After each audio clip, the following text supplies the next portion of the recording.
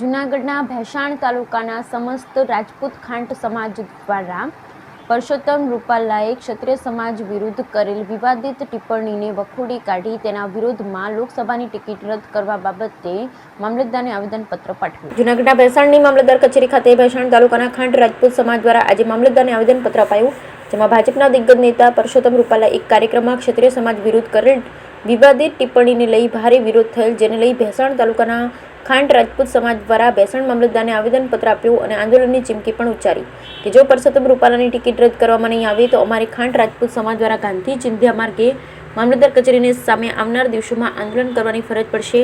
આ તમામ બાબતોને લઈને ખાંટ રાજપૂત સમાજમાં ભારે રોષ જોવા મળ્યો। આ તકે ભેંસાણ તાલુકા સમસ્ત ખાંટ રાજપૂત સમાજ આગેવાન અને લોકો દ્વારા વડાપ્રધાન નરેન્દ્ર મોદીને પણ સમાજે વિનંતી કરી કે રૂપાલાની ટિકિટ રદ થઈ તેવી જોરદાર રજૂઆત કરી હતી કે ક્ષત્રિય સમાજને ન્યાય અપાવે તેવું આવેદનપત્રમાં રજૂઆત કરાઈ। બ્યુરો રિપોર્ટ કાસમ હોતી ભેંસાણ। હું સંજય સરવૈયા, ગામ મારું કરિયા।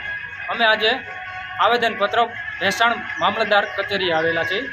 એટલા માટે આવેલા છે કે આ જે રૂપાલા સાહેબે જે ક્ષત્રિયો વિશે ખરાબ ટિપ્પણી કરેલી છે અને એની માટે અમે આજે આવેદનપત્ર દેવા આવ્યા છીએ અને અમારા ખાંટ રાજપૂત સમાજના ભેંસાણ તાલુકાના દરેક ગામના આગેવાનો અહીંયા ઉપસ્થિત છે અને અમે આ મામલતદાર સાહેબને રજૂઆત કરવા આવ્યા છીએ કે જેમ બને તેમ આ રૂપાલા સાહેબની ટિકિટ રદ કરાવે અને નરેન્દ્ર મોદી સાહેબને અમે વિનંતી કરીએ કે આ રૂપાલા સાહેબ જે અભદ્ર ટિપ્પણીઓ કરતા હોય, ક્ષત્રિય સમાજ જે આજ વર્ષો થયા એની ક્યારેય પણ કોઈ એવી કણગતિ ન હોય કે નીતિથી અને સમાજ પ્રત્યે લાગણી હોય એવા વ્યક્તિઓની જે આજ ખરાબ ટિપ્પણી કરેલી છે તો અમે એને ક્યારેય વખોડીએ છીએ અને ક્યારેય એને માફ કરવામાં નહીં આવે।